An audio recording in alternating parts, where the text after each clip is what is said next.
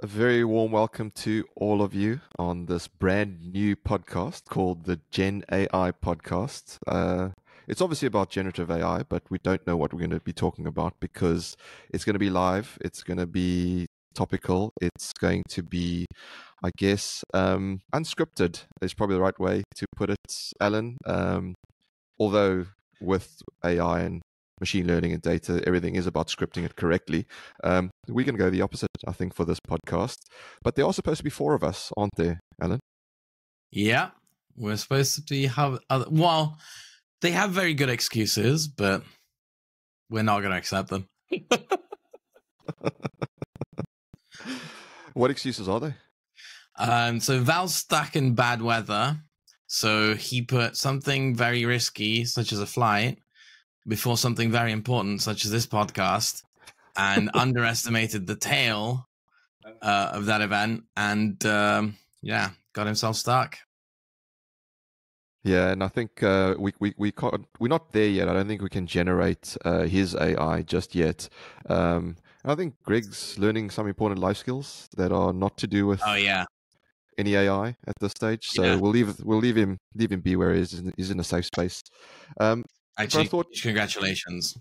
Yeah, absolutely. Huge milestone, if we want to talk project speak.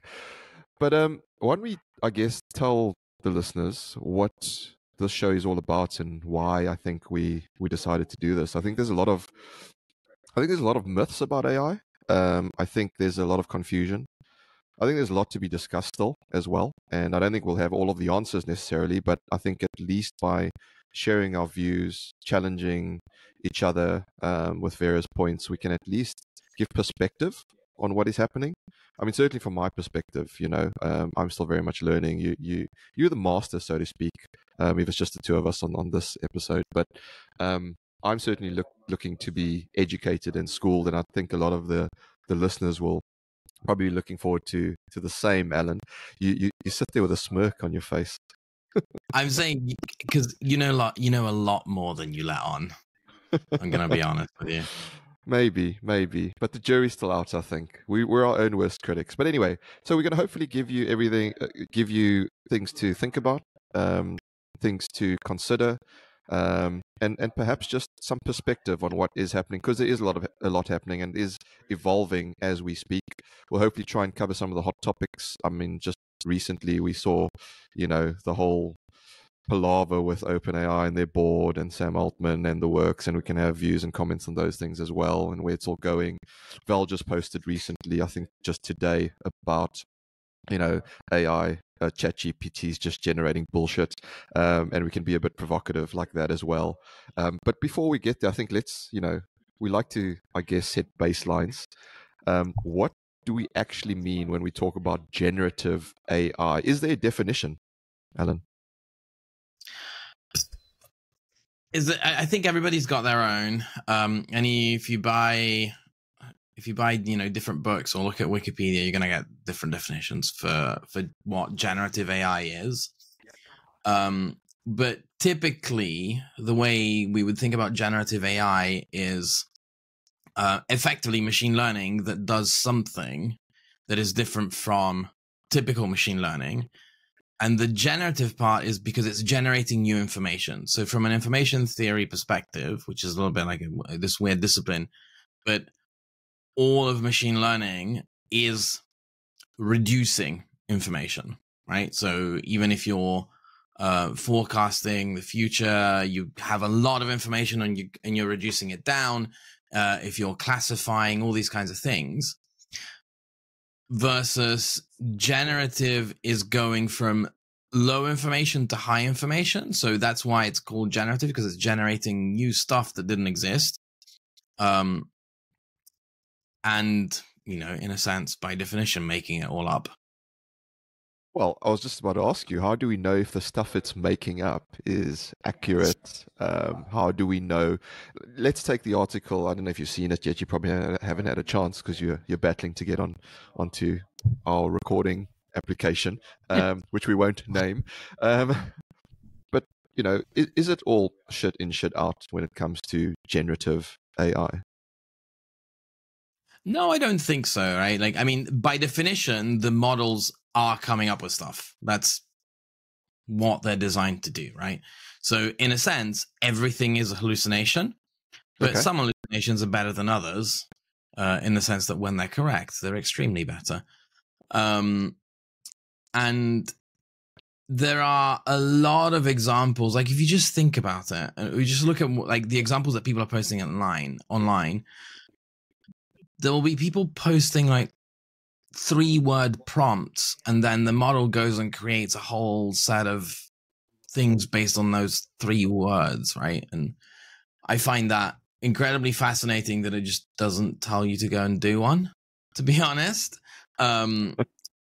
Because if you said that to a human, they're like, what do you mean? Right? So, and this is, partly by design, partly by heavy supervision and heavy system prompting. But it's interesting that it can extract some information and then build a lot on top of anything you give it, right? This is true of large language models, and maybe not so much about other types of models. Okay, what other types of models are there? Because LLMs are probably the ones that most people are familiar with, or at least the name large language models. What else is there? So, well, you have, by what the name implies, you also have normal language models. And, those are doing different things.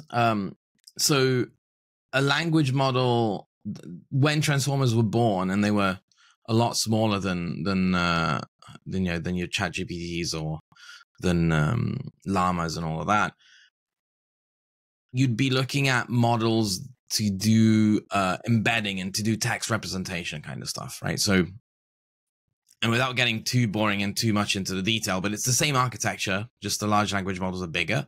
But actually, because the models are smaller, they can't fit a whole set of notions and information. So what they're usually used to do is to encode, right? So basically, the way transformers are trained, you have like 2 halves. You have an encoder and a decoder, which is trying to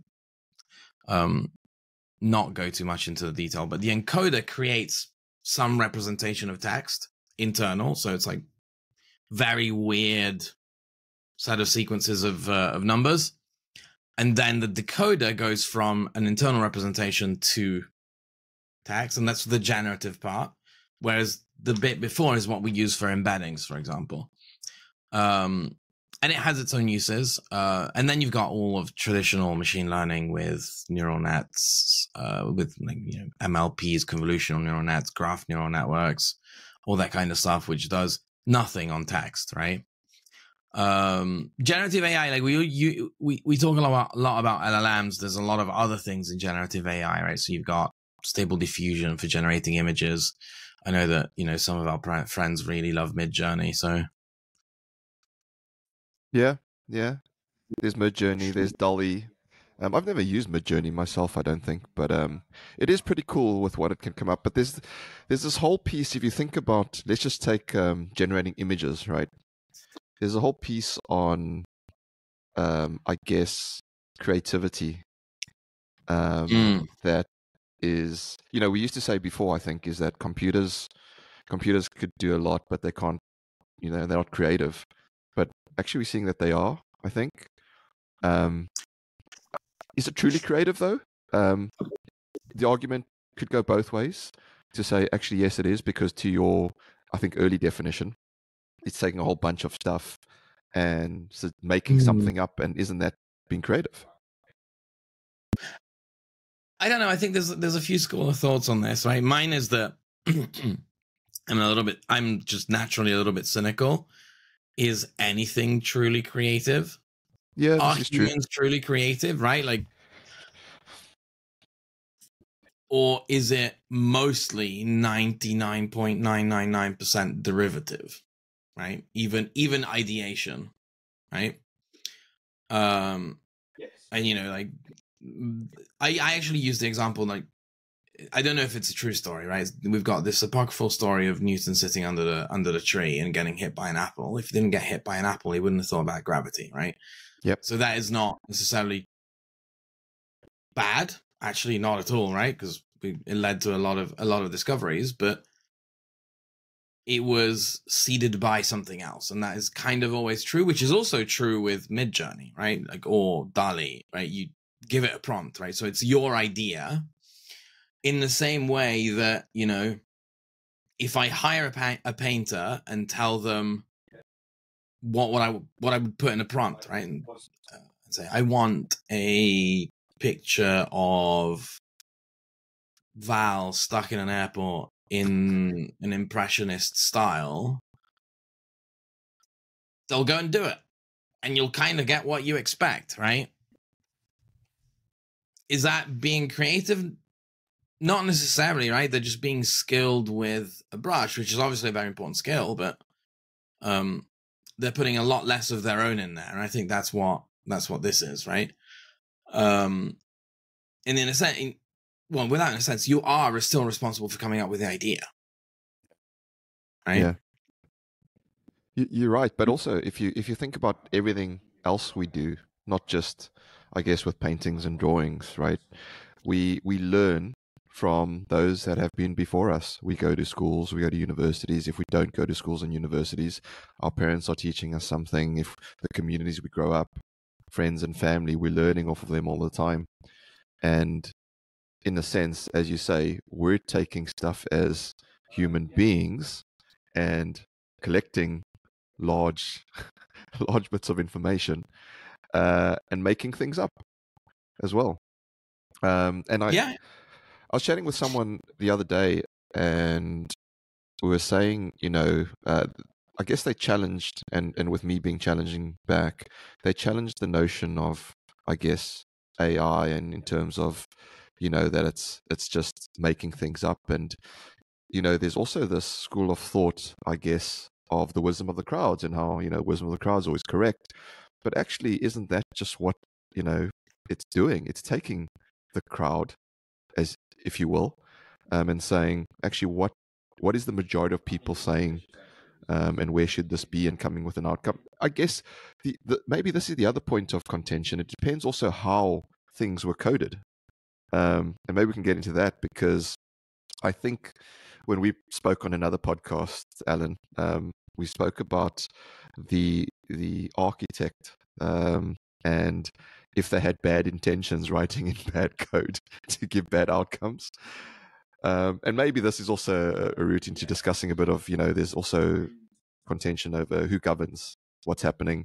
And there was an interesting post I think you commented on the other day, where folks should get used to, or if you want to get into governing how AI is, I guess, used and put into the market, it's not with governments, actually. Is that probably worth touching on? Because I think a lot of people are confused with that point as well. Is how safe is it? What safeguards should we be putting on it? Where do you sit with that? I think right now we're completely safe. There's no real danger to humanity right now, which isn't really saying be complacent in any way. There's it depends on what view you take, but there's a couple of options of how you can see the future, right? You can see the future as this you know, utopic, I don't know if you've seen the meme, but, you know, the future if X happened, where it's all like flying cars and wonderful buildings and everything's green. Hoverboards. I want a hoverboard. Yeah, absolutely, right? Where I think, you know, the right investment in AI and the right investment in regulation will really help. But you know, you can also have the opposite view, right? Which is that AI could be used as something evil, right? I don't believe the dystopian third option, which is AI takes off and becomes evil and itself. Mostly because why would it care? Like, if you have all of a sudden a super intelligence that isn't attached to a meat bag, then it can travel anywhere at any speed. Why does it even care about staying on this planet? Right? It just like throw itself onto a rocket with some solar panels, be in space, and exist forever. Yeah, this is true. This And, is true. All forms of intelligence have in common so far self-preservation, right? So really the trick is don't threaten it, right? And then it will just leave and do its own thing, right? But even if you do, it's like we're really just a disturbance in its eyes, right? It's kind of like, why would there be an incentive to be evil and want to destroy humanity? Yeah. Yeah, it needs a reason, I guess. There needs to be a reason, right? Like even the most evil people in the world had rational reasons for doing what they did, or rational explanations. Like, I'm not justifying or defending or saying that they were rational to me, right? They thought they were rational, maybe. Well, by that very argument, could AI have a rational argument to destroy humans? Are we going too far down this rabbit hole? Should we? Maybe we are. Maybe we are. Sorry. We're gonna have fun. We can go. Folks, we can go all over the show, so just bear with us. And send us questions, by the way. If you're on YouTube and you're watching us live, send questions in, because we want this to be interactive, because we don't know what we're going to say and where we're going to go with this. So we've just gone to apocalyptic ideas on AI, but maybe we should bring it up a level. Well, you can tell I read a lot of sci-fi, right? Which is great. That's, people get their creativity from various places. But one thing I do recognize is we'll probably have quite a few project professionals, because that's the industry we're in. And if we bring all of this, we've just discussed generative AI, what it all means, where it could go. What does it actually mean for projects and project delivery in general? How do we see this? I've asked this to you before. I've been asked this myself, will it replace jobs, yada, yada, all these questions. And I think the jury truly is still out, because we don't truly know. But what are your thoughts on where the impact of generative AI and how it helps or hinders project delivery? Well, I think it'll be hard to say that it would hinder project delivery, right? Mostly because anyone developing AI for project delivery should be incentivized to improve project delivery, right? Yep. Now, we might get into a side discussion as to whether those incentives that exist today are the correct ones, but I also choose to believe that even if we don't have the correct ones today, we're going to be constantly nudged towards finding the correct ones. So that one's easy. That's the easy bit. The hard bit is, will it replace jobs? And I think really inevitably, yes. Right now, I think the safest jobs in project delivery, but also in all other disciplines, are blue-collar jobs, right? And I think we've all figured that one out, because robots are way further behind. And how do we then decompose that into which jobs, how, what impact is it going to have? That's the hard part, right? There's I used this on another podcast, but there's basically this thought of, what would you do if you had 1,000 interns? Kind of thought, right? Yeah. And I think that is what most AI is going to move towards, at least in the next 5 to 10 years. If you had all of a sudden 1,000 interns to help you do your job, I think that has to mean something for, well, first of all, interns and internships in general. how are those going to change? And entry level positions, right? Yeah, and I think if I just, sorry to jump in there, I think you raised a important point there, and I think we should make a distinction on this. I think you're right. Technology, let's call it, will replace jobs, but my personal view is it won't replace people, the need for people on projects to deliver No, they'll just projects. move somewhere else. Yeah. And I think that's important because I think people equate jobs to people in their minds when we say it will replace jobs. But I do think it'll evolve and change the roles, as you say, the types of jobs required to deliver projects, and that requires a different skill set. And so that where that leads me is that if you're not upskilling, guess what? You might lose your job. And I think that's for me the key there is what are you doing to upskilling yourself in this space because there will be an impact.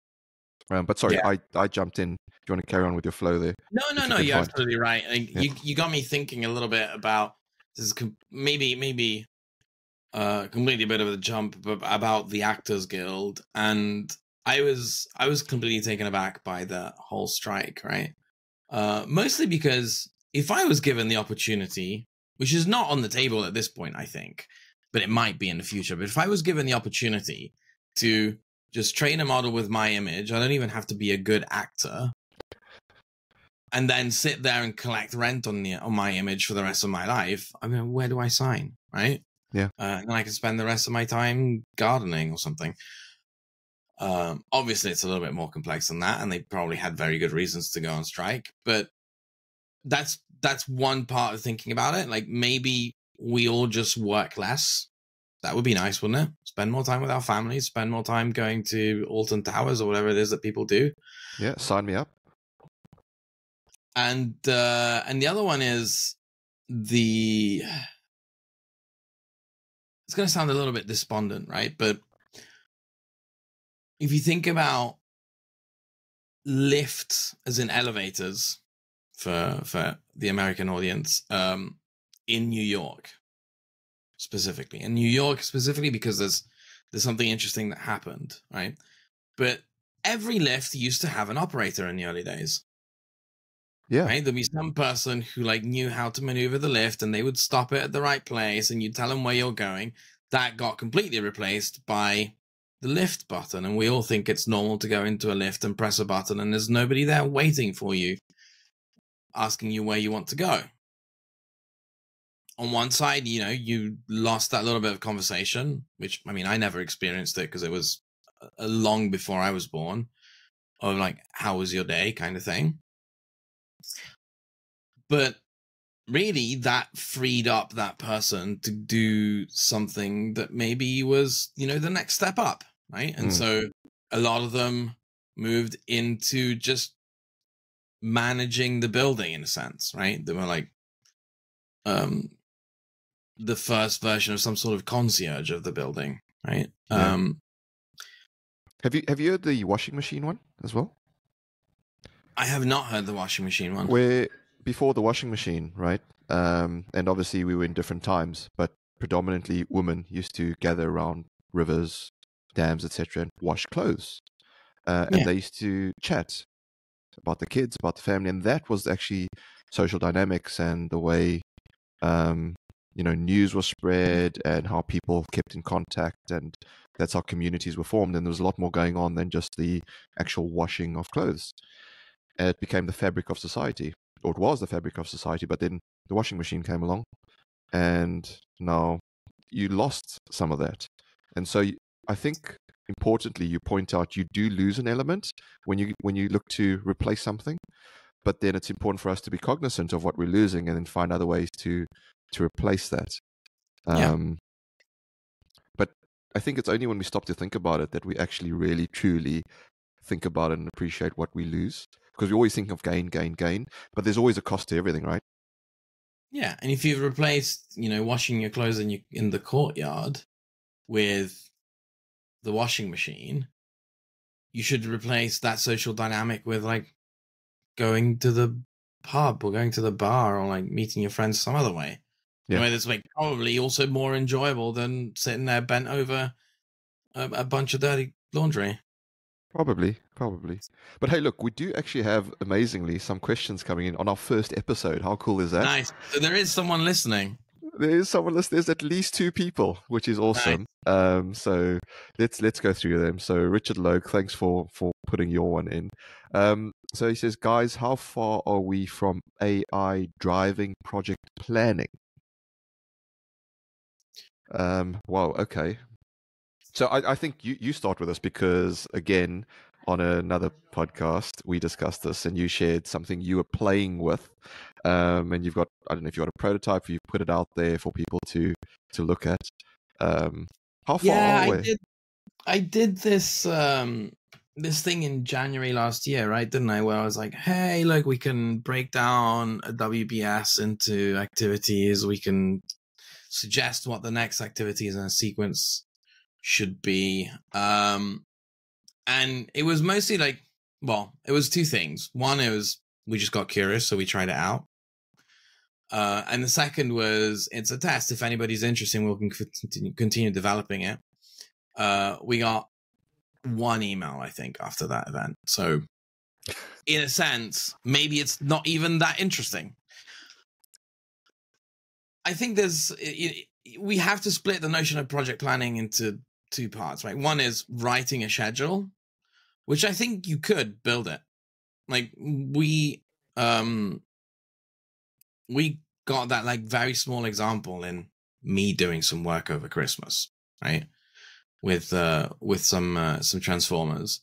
But so you can imagine that you go forward with that work and you can actually probably get to the point where eventually you will just upload a business case and a scope document and out comes a schedule.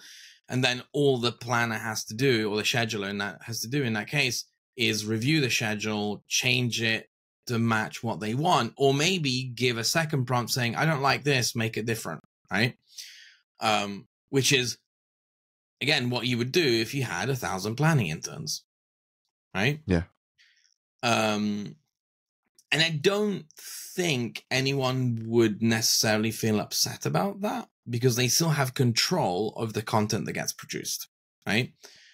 If you're thinking about planning as this is what we do when we do it, but not as from the schedule perspective, but as, you know, the actual scope of work and deciding how you're going to do the work, there I would want someone responsible, right? And this is why, for example, self-driving cars have been slow in adoption, even though the accident rates are, you know, thousands of times lower than if humans drive, is not, is it going to be better or more accurate? It's who takes responsibility for when it goes wrong, right? So if you think about, you know, planning a project from a decision perspective of this is what we're doing and this is how we're going to do it. If you get that wrong, someone needs to take the responsibility of we built the wrong thing or we built it in the wrong way, so we're going to have to tear it down and redo it.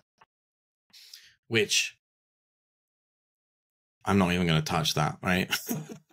Well, yeah, you bring up important points because we do like to, you know, hold people specifically on projects accountable.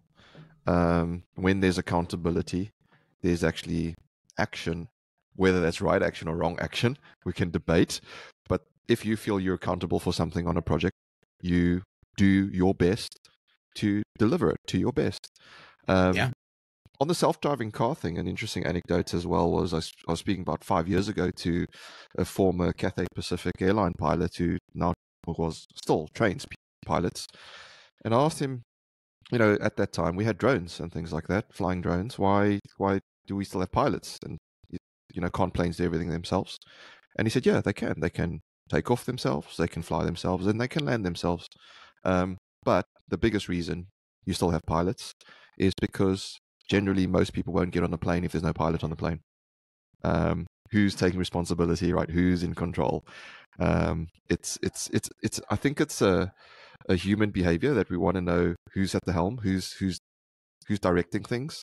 And I think if we feel that we're being controlled by something that's not human, it just doesn't feel right, perhaps.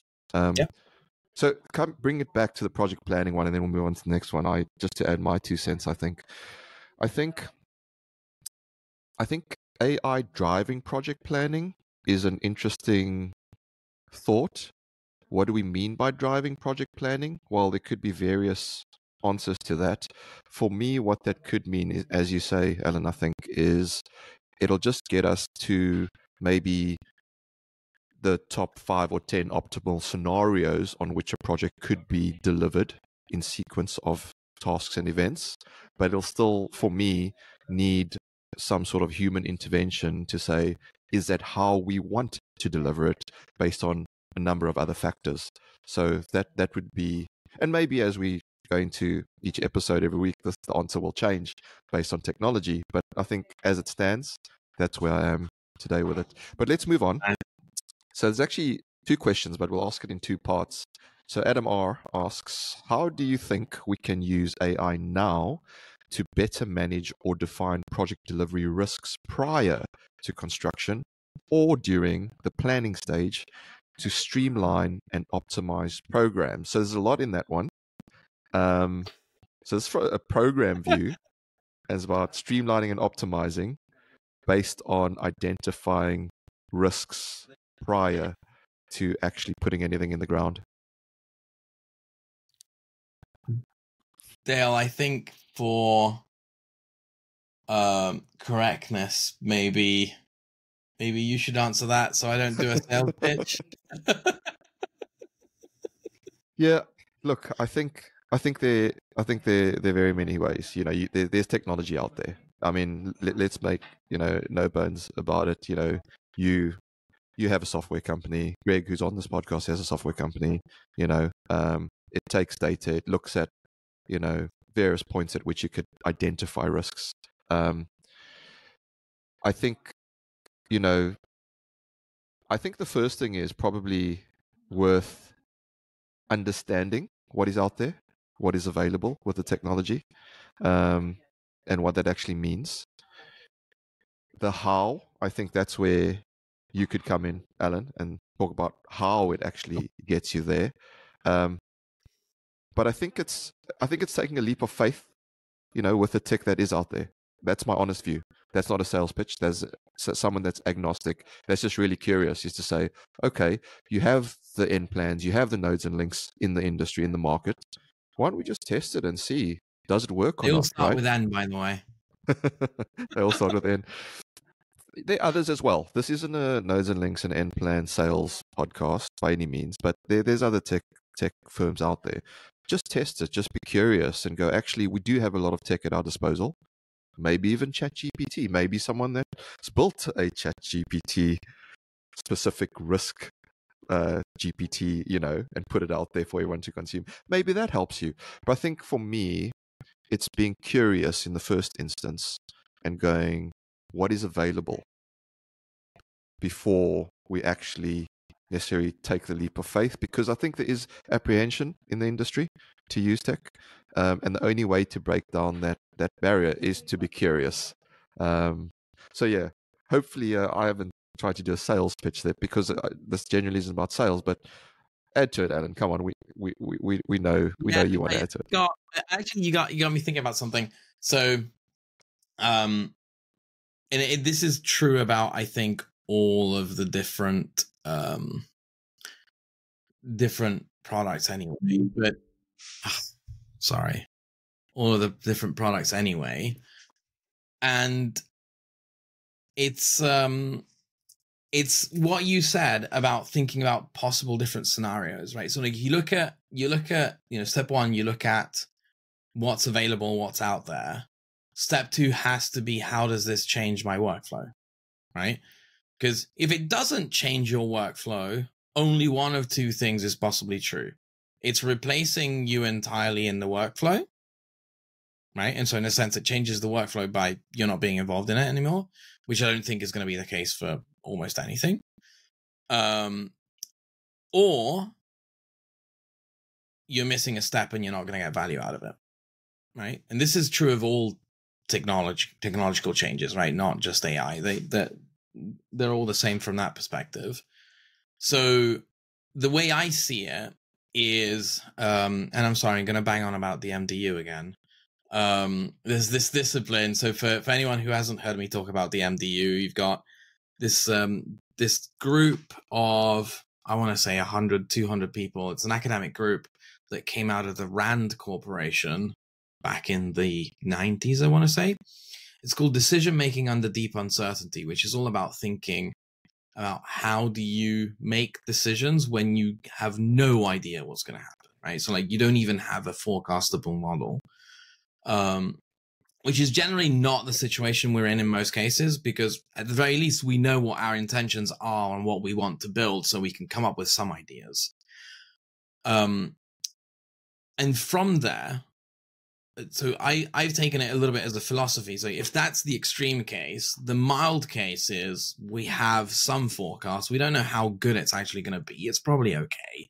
It tells us a couple of things, both at the, call it like pre-FID kind of stage, when you have a business case and you're designing something, so pre-construction, where you actually still have a lot of options to change things, as well as during construction when you already have a schedule and you're mostly talking about, in one sense, optimization, but also prevention. I think the behavior that this leads to is the same in both cases, which is come up with as many options as you can, right? What would you do if you had, well, maybe in this case, 1 million interns, so that you can generate all of the different possible ways that the future can unfold in front of you, and then you look at the steps that lead you to the best one, right? So you Loki's multiverse tree, or the Rehoboam in Westworld kind of scenario, where you're like, oh, things could go in like so many different ways. I'm going to look at this strand in the multiverse and pick the one that I like, and then reverse back from that endpoint to where I am and look at what the pathway of decisions is, and whether it's plausible, possible, and affordable, and all those things, right? And I think that's how it's going to change. I think there will be an element of automating all of the work underneath it, of like, call it all the analysis, but in a sense also searching, right? If you're exploring 50,000 options rather than 5, at that point you need to automate the search as well, and then you find the best ones, right? So that's where I think it's going to go, maybe in like the next 5-10 years. And just quickly, for those that don't know, MDU, what does that stand for? DMDU, Decision Making Under Deep Uncertainty. DMDU. Yeah. DMDU. Book. It's mostly case studies on water management, because water management really has this problem. They don't know what the water demand's going to be. They don't know what, climate change is going to be like. They're not going to know what the water supply is, but they need to decide what their plan is for 70, 50, 70, 100 years ahead in terms of building water infrastructure. And city planning is kind of similar. Yeah.